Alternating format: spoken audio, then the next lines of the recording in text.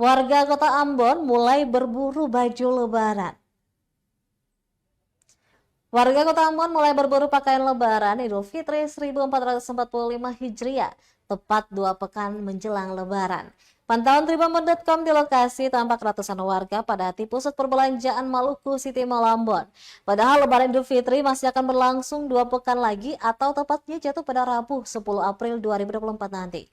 Sebagian besar warga yang berburu pakaian Lebaran ada dari kalangan ASN maupun karyawan swasta.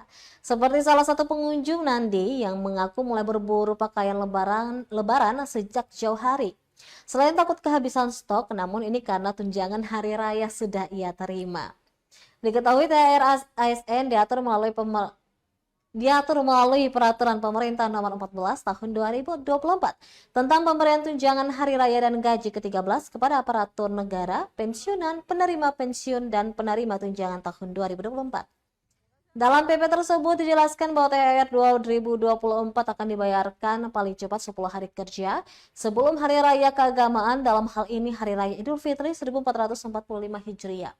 Mengacu pada ketentuan tersebut, maka THR ASN sudah mulai dibayarkan pada tanggal 22 Maret 2024. Download Tribun X sekarang, menghadirkan lokal menjadi Indonesia.